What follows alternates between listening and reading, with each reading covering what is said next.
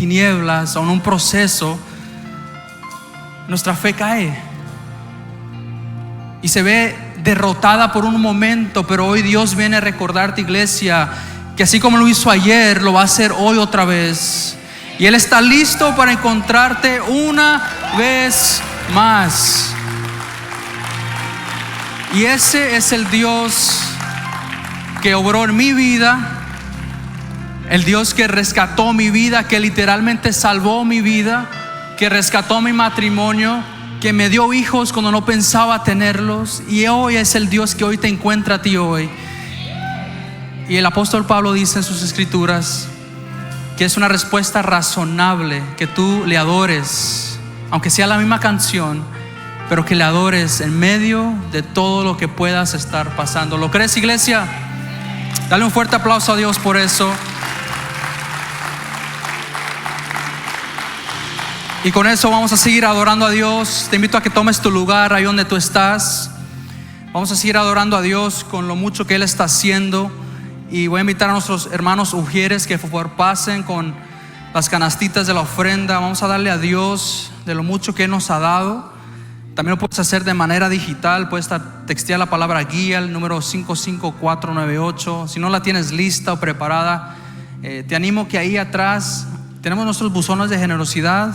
Prepara tu sobre, tu diezmo, tu ofrenda, y lo puedes depositar ahí al finalizar el servicio. Mientras los sugieres empiezan a pasar, por favor, tengo varios anuncios. No sé si se dieron cuenta, pero los grupos de vida los domingos han cambiado de horario. No sé si alguien llegó esta mañana a las 11:30, alguien que me levante la mano. Amén. Mira, te quiero invitar a las 11:30, el salón L3, la clase de primeros pasos. Nuestro hermano Joe y su bella esposa Christine nos están colaborando ahí con esa clase. Entonces te animo, si recién has aceptado a Jesús o estás regresando a la iglesia, no importa la circunstancia que tú estés, te animo a que llegues a su clase, salón L3, allá a las 11:30, y también L4, la clase de Creciendo Juntos, que va a ser de mucha bendición este verano. Te invito a que también llegues y seas parte. Esta tarde tenemos el fútbol. A ver, hombres, ¿dónde están los hombres? Como es de esperar, ¿no? Ahí nuestro hermano Sergio con todo. El calor va a estar muy brutal, como decimos, en la tarde. Así que vamos a mover el fútbol a las 6 de la tarde. Aquí en el campo de la iglesia, a las 6 de la tarde, hombres, porque el calor está un poquito muy fuerte. Así que invita a alguien. Hace 2 semanas tuvimos ahí casi 35 hombres jugando. Y es un tiempo hermoso. Tenemos aguas, tenemos ahí unos snacks. Pero ven, haz parte de lo que Dios está haciendo aquí en United City. Y con eso quiero invitar por favor al pastor John Shepherd. Es nuestro pastor de niños aquí en la iglesia, y él tiene varios anuncios importantes acerca del ministerio de niños. Así que Pastor John, it's all you. Hey guys, my name is John Shepherd. I was actually going to come out and I was going to say all that in Spanish, so I'm really sad that you did it. Mi nombre es el pastor John y yo iba a decir todo eso en español, pero me ganaste. But hey, I'm so happy that you guys are here, and we love having your kids around every single weekend. A nosotros nos amamos tener a sus hijos cada semana en nuestra escuela dominical. One thing that I wanted to share with you guys on top of that is what we believe as a church, and it's called family ministry. Y una de las cosas que quiero compartir con ustedes es lo que nosotros como iglesia creemos, y también hablar del ministerio familiar. The role that my team gets to serve on is to be a tool for each and every one of you parents to be able to use. El ministerio que Dios nos ha dado a nosotros como pastores aquí de niños es ser de utilidad a ustedes en su ministerio en casa. And that's because we know that the time that we get to spend with your kids is very small, where you get to see your kids all of the time. Y parte de eso es porque nosotros aquí, sus niños, solo pasan un tiempo muy corto a la semana comparado al tiempo que ustedes pasan en sus casas con sus hijos. So what we want to do is help build you up as the parents, to help you build your kids up to be strong in the Lord. Y nosotros lo que queremos hacer aquí es capacitarlos a ustedes como padres para que ustedes padres discipulen a sus hijos en su casa. One of the ways that we do that is by having kids look to their parents and to watch their parents every step of the way. Y una de las cosas que nosotros hacemos es que le decimos a los niños que pongan su mirada en sus padres. So we do this in our English services by having our kids go to kids service during the life group hour, and then having the kids come to big church, is what I've always called it, within the large group hour. Ya, y lo que nosotros hacemos aquí es que animamos a que los niños durante los grupos de vida a las 11:30 los niños vayan a su clase dominical allá en el Ministerio de Niños, y que cuando el servicio empiece a la 1 los niños nos acompañen en un servicio familiar. And that's because especially elementary kids, your preschoolers will stay in preschool because they can't handle those things. But your elementary kids watch everything that you do. Y esto no es para todos los niños, solamente de los niños que están en el grado 1 al 5. Los niños antes de escuela elemental se van a quedar todavía a la 1 de la tarde allá. Pero los niños a esa edad ya empiezan a ver lo que sus padres están haciendo. So when you worship, they worship. Cuando When you ustedes listen, adoran, ellos adoran. When you listen, they listen. Cuando ustedes escuchan, ellos escuchan. When we sing, they sing. Cuando nosotros cantamos, ellos cantan. This is one of the first ways that we get to teach our kids what it looks like to have a relationship with the Lord. Esto es una de las maneras en cuando nosotros podemos enseñarle a nuestros niños cómo es tener una relación con Jesús. So we want to encourage you that if you're here for small group hour, to send your kids to us. They're going to have an awesome time.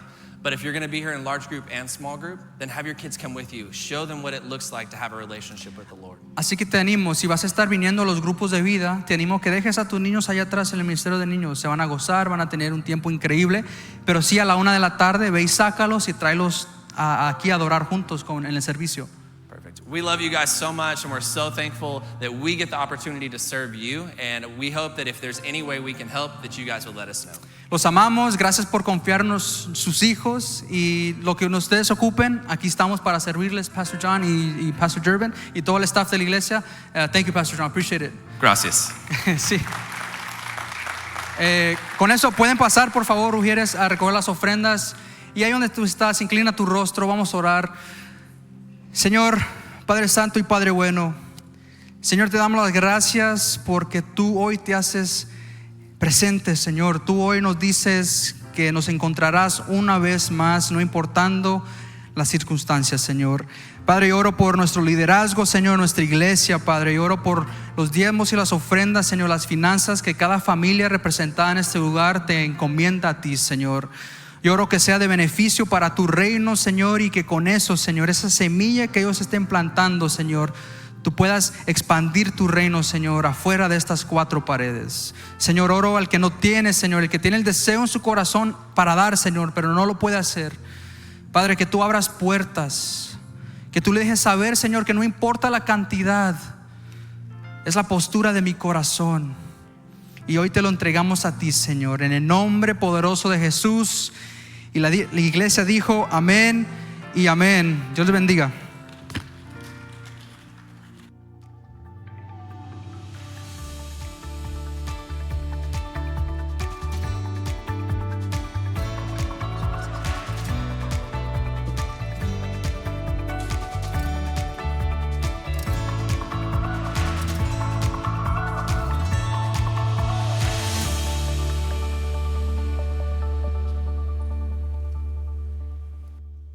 Well, good afternoon. Buenas tardes, ¿cómo están? You might have noticed a little bit of a difference today when you came in the room. No sé si notaron la diferencia hoy, pero cuando entraron al salón, We have this very beautiful wall that we put up. tenemos un muro negro ahí detrás de ustedes. For the next 6 months, you're going to start to see construction take place here in this room. Durante los próximos 6 meses van a empezar a ver construcción en este santuario. We're going to build stadium seating in the middle. Vamos a estar construyendo un asiento como de estadio hacia arriba. Then we'll move the walls to the sides. Le vamos a mover el muro de medio a los lados. We'll build stadium seating there as well. Vamos a construir también ahí a los lados asientos como en el estadio. It's very exciting, and I hope that you will adjust with us over the next few weeks. Es muy emocionante esto para nosotros y esperemos que se ajusten también ustedes a esto. I do want to introduce to you our special guest speaker today, Sí, les quiero presentar hoy a nuestro pastor invitado el día de hoy. and also to give you just an update overall on where we are with our Spanish ministry. Y también para darles lo que se viene para nuestro ministerio aquí en Iglesia en Español. I want to reiterate to all of you my personal commitment and desire to see this ministry thrive in every way. Y yo quiero que ustedes sepan de mi persona que yo estoy 100% comprometido al ministerio de español aquí en Iglesia. We have had a setback, but we have not changed our strategy. Hemos tenido un retraso en los planes, pero no hemos cambiado nuestra estrategia.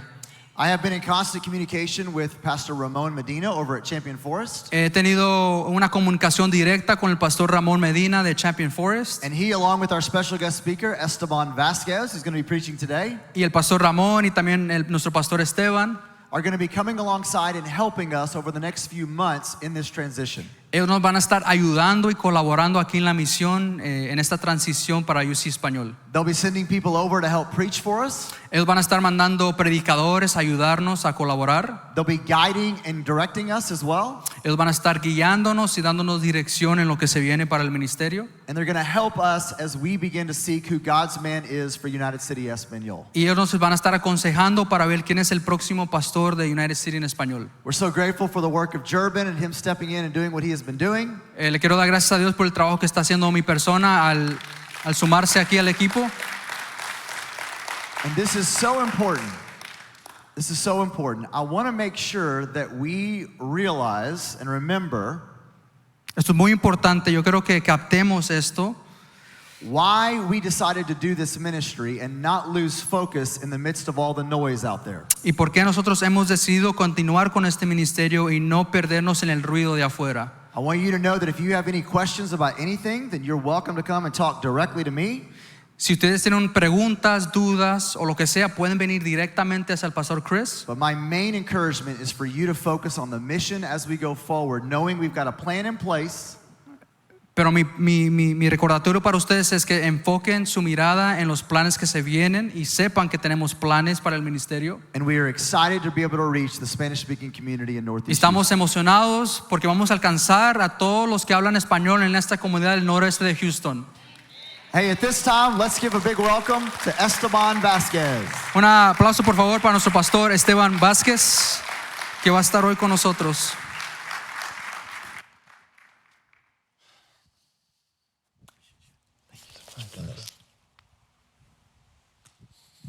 Aquí, mijo. Qué alegría estar con ustedes. Muy feliz de estar aquí, viendo todo lo que el Señor está haciendo, y me siento honrado de ver y de haber sido parte y de ser parte de la plantación de esta iglesia. Gracias por su fidelidad. Gracias por mantener la mirada en una visión. Y cuando uno es parte de un proceso donde hay turbulencias inesperadas y uno dice y continúa firme, es porque nuestra carga, mi carga por la cual estoy acá, no es por vos que estás sentado, es por cada asiento vacío que todavía tiene que ser llenado por alguien que todavía no conoció al Señor. Entonces, si vos vas a decidir ser parte de esta visión, es porque hay muchas personas que mientras nosotros ahora estamos felices estando juntos, estudiando su palabra, están desesperados, sin esperanza. Y alguien los tiene que rescatar. Estamos juntos.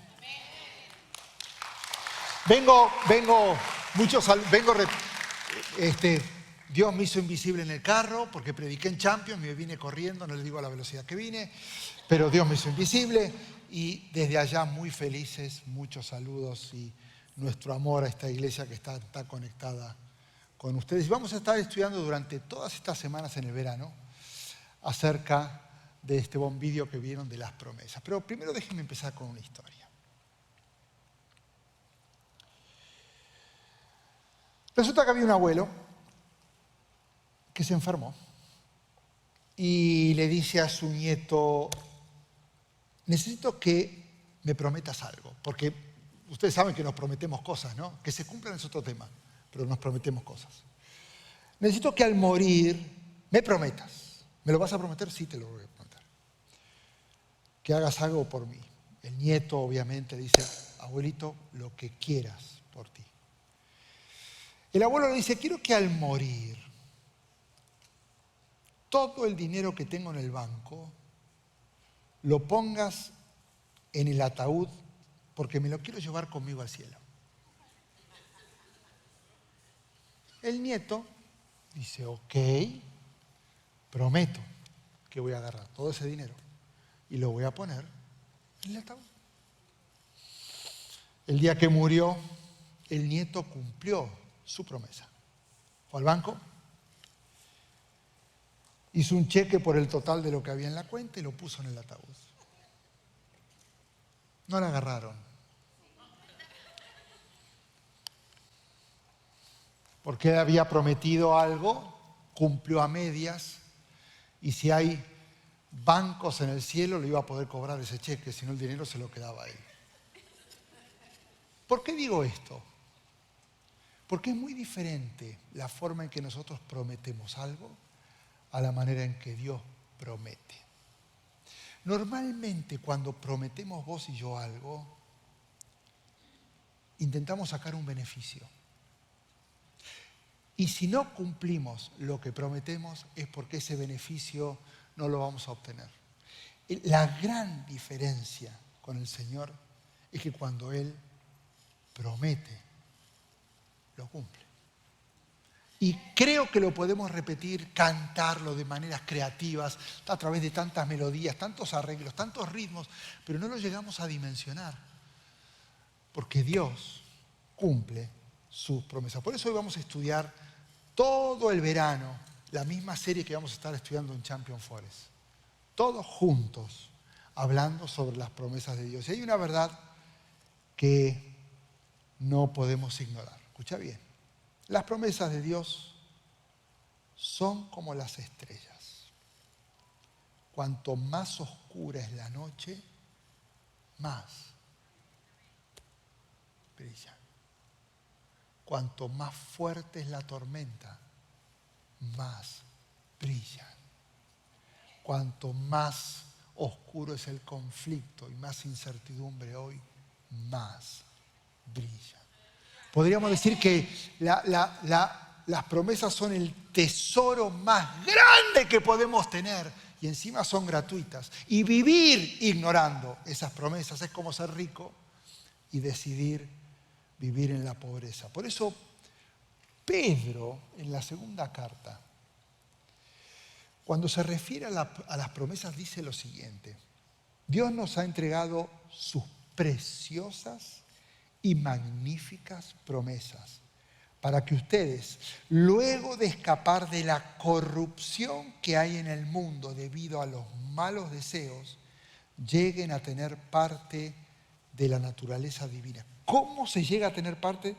Cumpliendo sus promesas. Ahora, datos que no van a cambiar la vida, pero son interesantes. En la Biblia hay 31.102 versículos. Muchos de esos versículos tratan sobre leyes. Algunos de esos versículos tienen temas poéticos. Otros tienen temas proféticos. Pero muchos de ellos se refieren a promesas. Son puras promesas que son escritas para nosotros. Un canadiense llamado Everett Storms se tomó el trabajo, después de leer 27 veces la Biblia, en la número 28, empezar a anotar todas las promesas de Dios para nosotros. Y encontró un número que es el más aproximado que se conoce, que son 7.484 promesas escritas para nosotros. Eso quiere decir que el 25% o más de la Biblia, de cada versículo, son promesas. Así que podemos afirmar que Dios nos ha prometido muchas cosas con un solo propósito: confiar en Él. La promesa no es para admirarlo y para decir, wow, qué generoso es Dios. Las promesas están ahí, están aquí, para que confiemos. Por eso, cuando te fijes una meta, cuando nos fijemos en una meta, cualquiera que sea la meta, no nos concentremos tanto en los obstáculos, sino en las promesas. Las promesas no están para memorizarlas. Las promesas están para creerlas y vivir según cada promesa. Ahora, manera de introducción, esto no lo vamos a repetir cada domingo, pero siempre es bueno en cada serie explicar por qué estudiamos los que estudiamos, por qué decidimos esta serie, y entiendas que cuando vamos metiéndonos en cada uno de los versículos, entiendas el cuadro grande del por qué se escribió cada promesa. Hay dos grandes tipos de promesas si tuviéramos que dividirlos, estas 7.484 promesas. Dos grandes grupos de promesas y después hay subdivisiones en estos dos grandes grupos. Están las promesas incondicionales y están las promesas condicionales. Las promesas incondicionales son aquellos cuyo cumplimiento le corresponde al Señor y ni vos ni ninguna situación lo va a detener. Nada. O sea, es algo que Dios lo va a hacer. Por ejemplo, la promesa de Dios de no enviar un segundo diluvio para destruir la tierra. Fíjate lo que dice Génesis 9. Este es mi pacto con ustedes. Nunca más serán exterminados todos los seres vivientes por las aguas de un diluvio y nunca más habrá un diluvio que destruya la tierra. Así que no importa lo que pase en la tierra, no importa el caos que estemos viviendo, no se volverá a destruir la tierra con agua. Y como muestra y como garantía de eso, ¿qué es lo que ves después de cada lluvia?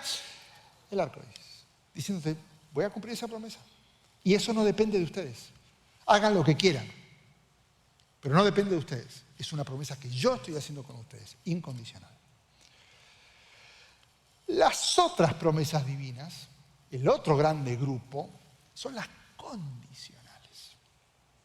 Son promesas donde Dios está dispuesto a actuar, pero bajo ciertas circunstancias. Y esas circunstancias normalmente tienen que ver con obediencia. Son promesas que se van a cumplir, pero si antes nosotros hacemos nuestra parte. Acá se pone más escabroso el asunto. Por ejemplo, Romanos 10:9, si confesás con tu boca que Jesús es el Señor y crees en tu corazón que Dios lo levantó entre los muertos, ¿qué pasará? Uno es salvo. Entonces, ¿cuál es la promesa? Podemos ser salvos. Podemos ser salvos, pero ¿cuál es la condición? Confesar que Jesús es el Señor y creer que Él resucitó. Qué interesante. Está la promesa, está la condición. Si no se cumple la condición, no se activa la promesa. Pero Dios me quiere salvar, sí, pero hay una condición. Hay que confesar con la boca que Jesucristo es el Señor y que Él resucitó de los muertos. Pero no lo quiero confesar, no hay salvación. Pero Dios me lo prometió, pero tiene una condición. Para que se active esa promesa, la persona tiene que hacer su parte. Ahora, dentro de esta primera división, condicional e incondicional, hay otra subdivisión que tiene que ver con promesas referidas al tiempo. ¿Por qué les explico esto? No porque parezca una conferencia de promesas. Porque es importante que cuando leas promesas, no las saques fuera de contexto a esas promesas. A veces hemos agarrado, uy, mira, esta promesa es para mí. No, no es para vos. Está mal interpretada. Es importante no solamente leerlas, sino entenderlas, el origen de esa promesa. Hay dos tipos de promesas que tienen que ver con el tiempo. Una son las terrenales, que son promesas que se cumplen en la vida presente. Por ejemplo, en Hechos 1:5, Juan estaba bautizando con agua y él dice, pero dentro de pocos días ustedes serán bautizados con el Espíritu Santo. ¿Dónde es esa conexión que después viene Pentecostés? En la tierra, aquí. El Espíritu Santo está con nosotros. Pero hay promesas que son celestiales que tienen que ver con temas escatológicos, que se van a cumplir en los últimos días. Porque la voluntad de mi Padre es que todo el que ve al Hijo y crea en Él, tenga vida eterna, y yo lo resucitaré en el día final. Esto no es ahora, esto es en los últimos días. Esto es cuando Él regrese. Es una promesa, pero lo vamos a ver en aquel tiempo.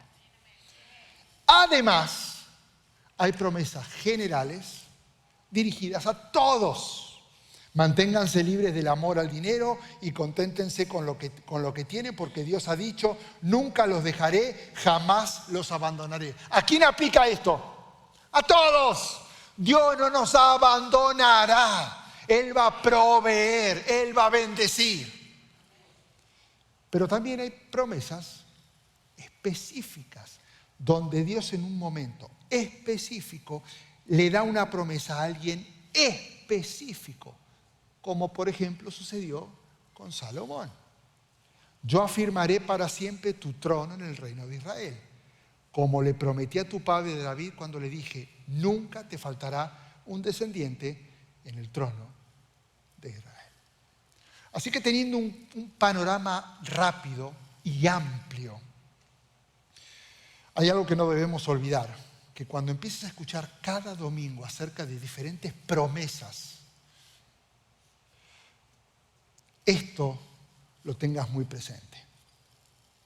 No vivas esperando que Dios cumpla sus promesas. Dios está esperando que nosotros cumplamos con las condiciones para que se cumplan sus promesas. ¿Y cuándo, Señor? ¿Por qué es esto? ¿Cuándo, Señor? Sigo esperando. Y Dios dice, ahí está. Pero no se trata de que yo lo espero a Él, sino que Él me espera a mí. Así que es una cuestión de perspectiva. O me enfoco en lo que espero, o me enfoco en lo que Dios me pide para recibir lo que espero. Ok, termino la introducción. Porque ahora nos metemos en la carta de Santiago. Todo esto era importante porque si ahora nos metemos en las promesas, ahora tienen un panorama de por qué existen y cuál es el sentido y el origen de cada promesa.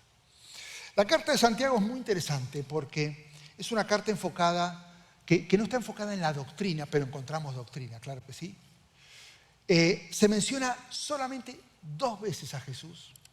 Y es interesante porque en toda la carta no se menciona ni la cruz ni la resurrección.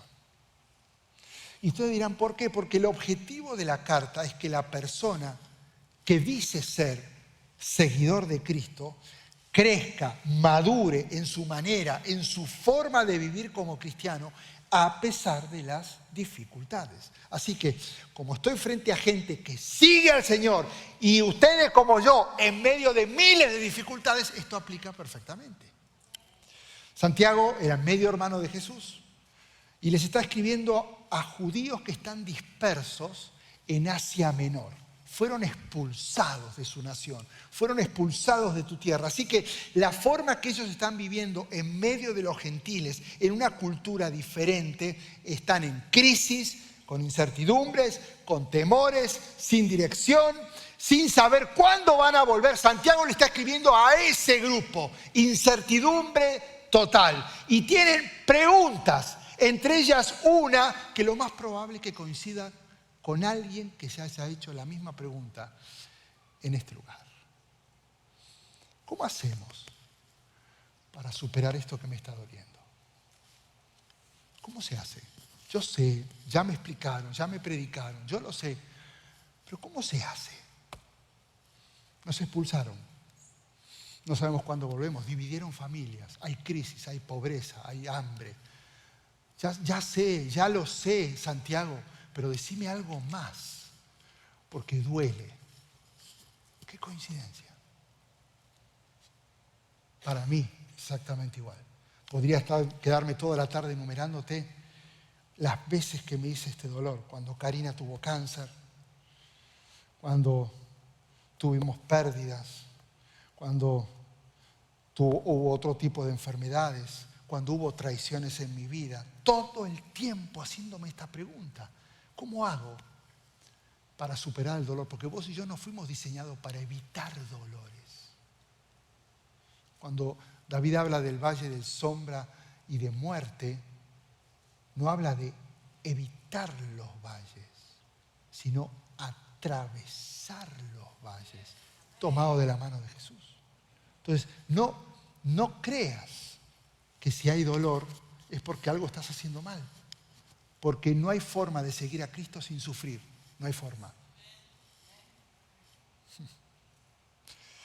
Por eso, quiero darte unos consejos que dio Santiago para que confíes en el Señor en medio de las circunstancias en las que estés pasando familiarmente, personalmente, en lo que sea, laboralmente, Y mientras esperás y confías en que Él cumpla sus promesas, en vez de esperar que Él lo haga, te enfoques en las condiciones. Porque esa es la parte que vos y yo tenemos que enfocarnos. ¿Estás listo? Santiago es violento. Yo me identifico mucho con él. Es directo, es violento. Le voy a bajar un poco los decibeles, pero es violento, te aviso. Entonces, no te enojes conmigo. Agárratela con el hermano de Jesús. Y cuando llegues allá, decirle por qué fuiste tan violento. ¿Ok? Así que lo voy a parafrasear y voy a sacar 2 consejos. Y yo quiero que los lleves a tu vida personal. Muchas veces enseño cosas y la mayoría de las veces parece que me las estuviera enseñando a mí mismo y los demás escuchen mientras yo me predico a mí mismo. Bueno, esta es una de ellas, porque lo estoy viviendo. Entonces, que Dios pueda abrir tu corazón, baja la guardia y deja que el Espíritu Santo a través de su palabra haga lo que tenga que hacer en el corazón. Haga lo que tenga que hacer. Porque todo lo que estás viviendo, Dios sabía que iba a pasar. Primer consejo. Imagínense, cuando uno está en crisis con dolores, ¿qué decís? Que te soben el lomo, ¿no? Santiago no va a asomar el lomo. Imagínate lo que les dice a los pobres judíos exiliados. Hablen menos y escuchen más. Primer consejo. Hablen menos y escuchen más.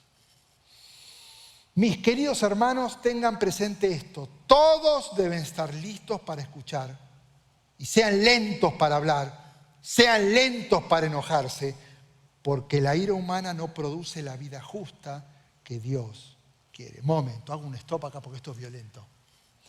Escuchar yo creo que es probablemente el hábito más importante que debemos desarrollar en momentos donde uno está inmerso en un dolor y no sabe lo que tiene que hacer.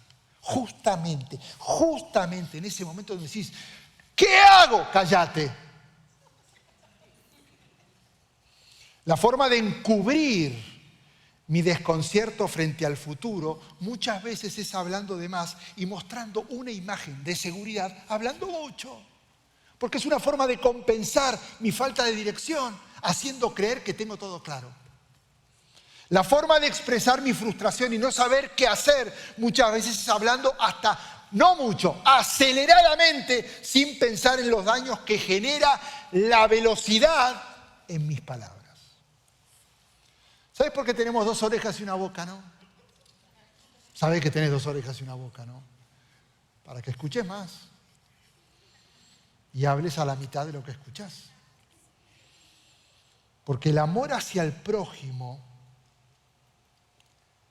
nunca se va a alimentar de lo que digo, sino de lo que escucho y cómo lo escucho. Amar al prójimo no es hablar. No puedo decirte cuántas discusiones he tenido ahora que tengo 4 hijos. Agustina tiene 28, Santiago cumple este fin de semana 26. Y como estábamos aburridos, tuvimos 2 hijos más. Dijimos, ¿qué hacemos? Porque estamos solos. Y más hijos. Ok, les aconsejo, es una buena terapia.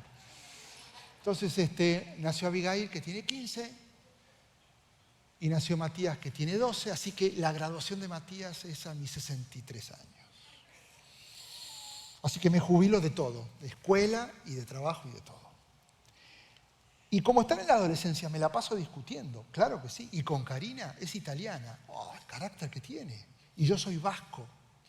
Así que mi casa, pastor, ¿usted discute? Claro que sí, soy humano. El problema no son las discusiones, el problema es no hacer nada con las discusiones. Y las discusiones no están para ganarlas, están para resolverlas. Y la cantidad de discusiones que yo he generado no solamente es por hablar de más, sino porque me enfoqué en oír las palabras en vez de escuchar las emociones detrás de cada palabra. Me di cuenta que si me enfoco en las palabras, siempre voy a acelerar mi respuesta, por eso a veces no dejo terminar de hablar. Pero si me enfoco en las emociones, me detengo porque detrás de cada palabra con quien estoy hablando siempre va a haber una emoción. Por eso hay una ecuación que es muy simple. Si soy rápido para escuchar, en realidad es porque soy lento para hablar. Pero pastor, esto para mí es difícil porque me gusta hablar mucho. No levanten la mano, pero me gusta. O vas a decir, pastor, esto es difícil porque ella o él no para de hablar. Bueno, déjamelo decir en español criollo. Cerrá la boca y abrí más los oídos. Cerrala. ¿Cómo se deja de hablar? Cerrando la boca. Eso es español criollo. Ahora te lo voy a decir filosóficamente. ¿Ok? Callando es como se aprende a oír, oyendo es como se aprende a hablar y luego hablando se aprende a callar. Y ahora te lo digo en lenguaje evangélico. Sé empático. ¿Qué es lo que Jesús hacía?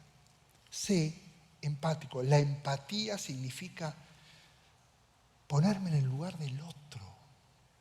Cuando empezó una discusión, que normalmente empieza de una manera intelectual, ¿no? Yo te dije, la basura saque los jueves, sí, los jueves pasa, y después pasa a lo verbal y lo emocional, donde ya no es el tacho de basura. Siempre lo mismo, siempre me haces lo mismo, no te interesa, no estás en la casa, sos un padre ausente. ¿Suena conocido o no? Entonces todo empieza con algo, el agua se te va a caer, cuidado. Y después se me cae, te dije, y ya se volvió algo personal. Ser empático es caminar una milla extra con la persona que estás discutiendo o hablando y prestar atención a su punto de vista. Siempre pregúntate antes de hablar, ¿cómo me sentiría yo si estuviera en la situación de él o de ella? Escuchar con empatía significa escuchar sin interrumpir, ponerse en su lugar, escuchar sus temores, sus emociones. Y cuando alguien está hablando, uno decide oír palabras o escuchar sentimientos detrás de cada palabra. Esa es la diferencia entre oír y escuchar. Por eso, no sigas intentando hablar para cambiar a alguien, porque no podés cambiar a nadie. Más bien, esforzate en ponerte en el lugar del otro, escuchando más. Y esto, que es de una manera relacional, también se aplica con la manera de escuchar la palabra de Dios. Y acá viene la primera promesa de Santiago, capítulo 1, versículo 1. Después de presentar el problema, hablen menos, escuchen más, acá viene la promesa. Por esto, despójense de toda la inmundicia y de la maldad que tanto abunda, para que puedan recibir con humildad la palabra sembrada en ustedes, la cual tiene poder para salvarle la vida. Momento, ¿cuál es la promesa acá? Recibir la palabra de Dios, la cual tiene poder para salvar la vida. ¡Promesa! Pero ¿cuál es la condición? Despójense de toda inmundicia, de malos pensamientos, de la maldad del corazón. Despójense de eso. Pero pastor, eso está difícil porque duele lo que estoy pasando. ¿Cómo hago para preparar mi corazón? 1, estando más callado. Es imposible oír a Dios cuando vivo hablándole a Dios. Y hay veces delante del Señor hay que callar para escuchar su voz. Estando tranquilo, no puedo vivir presionando a Dios. ¿Y por qué? La Biblia dice, esténse quietos y sepan que Él es Dios. Confíen. Estando limpio, no puedo encontrarme con Dios cargando basura en mi vida. Debo deshacerme de lo que huele mal en mi vida, confesando mis pecados y entrando en su presencia con acción de gracias y limpio en mis manos. Siendo humilde, hay que erradicar todo orgullo, todo argumento, todo altivez y estar listo para hacer lo que Dios me diga, cuando quiera y como quiera, porque está escrito en su palabra que es la voluntad perfecta. Por eso o te dedicas a tomar el papel de víctima y te la pasás hablando de los demás, de tus problemas, o te dedicas a imitar a Jesús. No dije admirar. A veces yo he limitado mi relación con Jesús en admiración. ¡Wow! ¡Wow! ¡Wow! No puede ser. Y lo predico. ¡Wow! Jesús. Pero Jesús dice, pero no me admires más. Imitadme. No alcanza con la admiración. ¿Cómo lo imito? Escuchando, trayendo esperanza, amando al prójimo. ¿Qué es la condición? Escucha esto, para ser sus discípulos. Porque para ser un discípulo hubo promesa y hubo condición. Si obedecen mis enseñanzas, condición, serán mis discípulos. Conocerán la verdad y la verdad los hará libres. Así que ese es el primer consejo. Si duele, habla menos y escucha más. Y el segundo consejo, si duele. Yo que ahora termino acá, pues yo puedo seguir hasta Navidad hablando. Ok. Muy bien. Gracias por todo lo que haces, Jermin. Segundo consejo. Este es un poco más agresivo. Cuestiona menos y acciona más. Pobre carta, ¿no? Pobre judío, ¿no? Yo creo que decían, pobrecitos, los judíos, todos perdiditos, lejos de casa. Santiago es directo.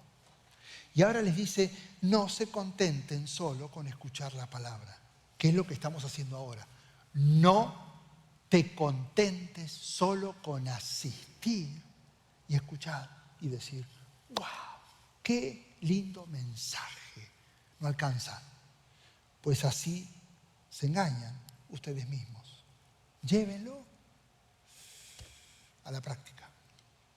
El que escucha la palabra, pero no la pone en práctica, es como el que se mira el rostro en un espejo y después de mirarse se va y se olvida enseguida de cómo es.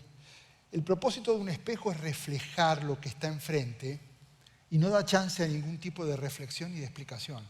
Si te viste, lo lamento, es lo que viste y no hay otra cosa. Y no hay forma de cambiar ni de argumentar absolutamente nada. Por eso el espejo es tan cruel y doloroso, porque muestra sin anestesia lo que no querés ver. Ayer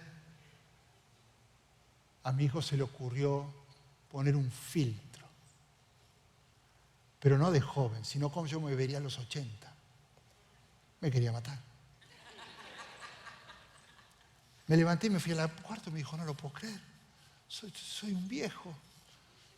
Bueno, los filtros y los espejos van a decir la verdad, son dolorosos, son crueles. Digamos que la palabra de Dios tiene mucho de espejo, porque refleja lo que hay en nuestro interior. Y a veces es desafiante y confronta lo que hay en el corazón. El estudiar la palabra me muestra lo que yo debería hacer y al ponerla en práctica me hace evaluarme para caminar día a día como Dios espera y qué es lo que Él quiere que yo haga. Por eso, así como necesitamos de espejos para recordarnos quiénes somos y cómo vamos cambiando exteriormente, necesitamos de la palabra de Dios para recordarnos en dónde está puesta nuestra esperanza y en qué nos estamos convirtiendo interiormente. Una cosa es crecer, madurar. Otra cosa es solamente avejentarse. Y yo no vengo acá a ir avejentándome y volviéndome más anciano. No alcanza con eso. La decisión de madurar tiene que ver con mi corazón. Amén. Déjame darte un consejo en base a esto. Si querés encontrar propósito en tu vida, no mires espejos porque te vas a desilusionar. Más bien, mira ventanas donde se refleje la creación de Dios. Un espejo refleja lo exterior sin dar soluciones. La palabra de Dios desafía lo interior con esperanza y propósito. Y justo acá viene la segunda promesa de Santiago. Justo en este momento. Plantea el problema. No cuestionen, accionen. El escuchar sin ponerlo en práctica no alcanza. Y ahora, después de mandar el mazazo, viene la promesa y dice, pero, acuérdate, cada promesa va a empezar por esto, pero, sin embargo, quien se fija atentamente en la ley perfecta que da libertad y persevera en ella, no olvidando lo que ha oído, sino haciéndolo, promesa, recibirá bendición al practicarla. ¿Cuál es la promesa? Vas a ser bendecido por Dios. ¿Cuál es la promesa? Vas a ser bendecido por Dios. ¿No te emociona saber que Dios dijo, te voy a bendecir? Voy a bendecir tu familia, voy a bendecir tu vida. Pero un momento, no te emociones tanto. Hay una condición. Hay que perseverar haciendo lo que oímos y no vivir cuestionando lo que me hubiera gustado que pase o lo que no fue. ¿Por qué, Dios? ¿Por qué nos tenía que pasar esto a nosotros? ¿Por qué me tenía que pasar esto a mí? Yo serví tanto, fui tan fiel, nunca falté. ¿Qué hice mal? Nada. Nada. Todo lo hiciste bien. No hiciste nada malo. El asunto es que Dios es Dios.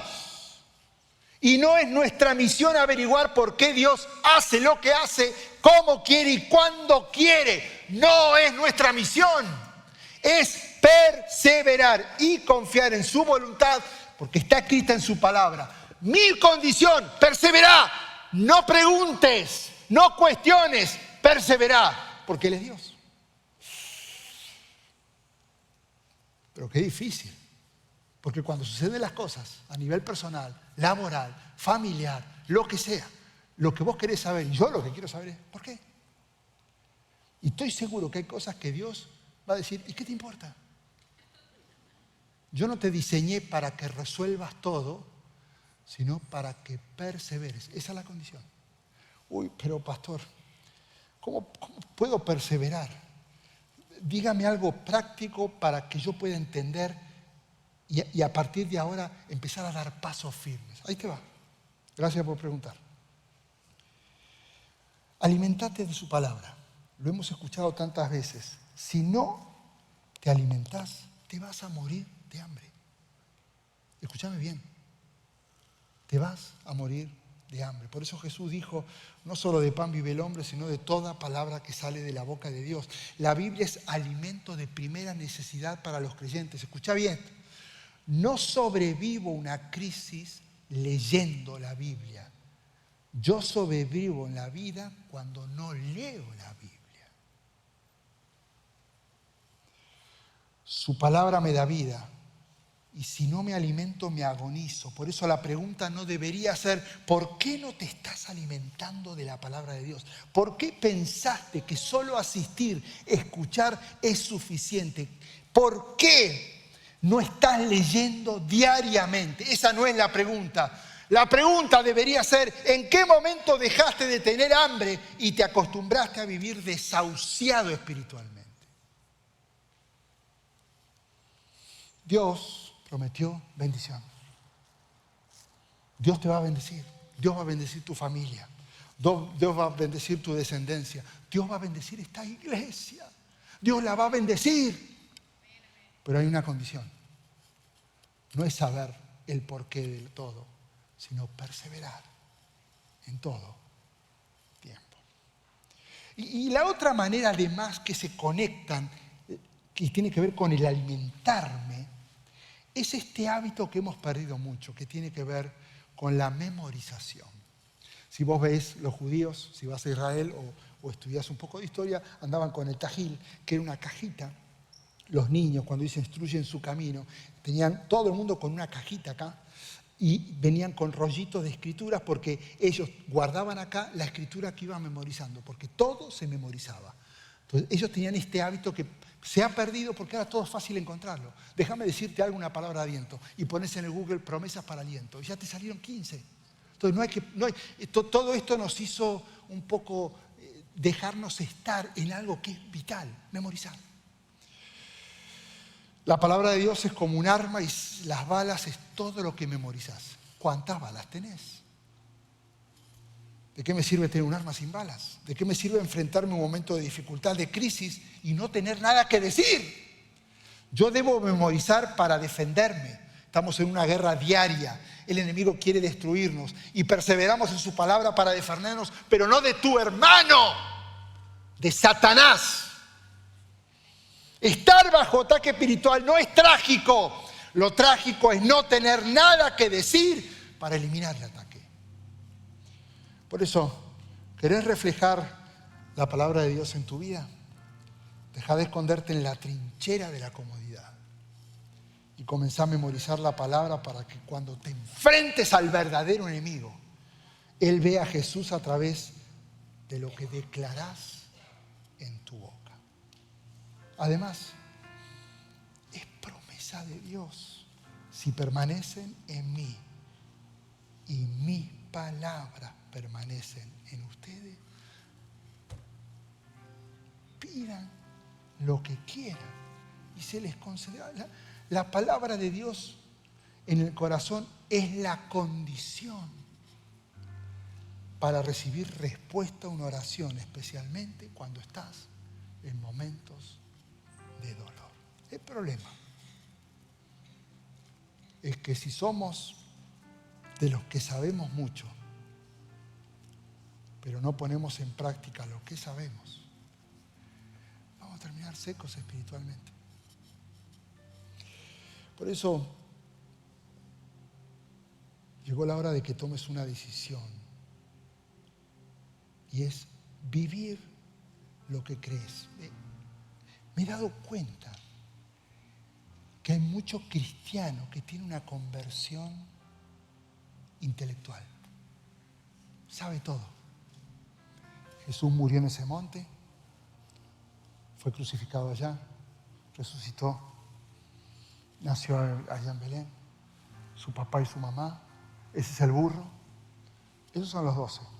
Este es el milagro que hizo, todos lo saben, todo es intelectual, pero no hay una conexión con el corazón, entonces nunca va a haber transformación, porque cuando Jesús entra en un corazón, hay transformación.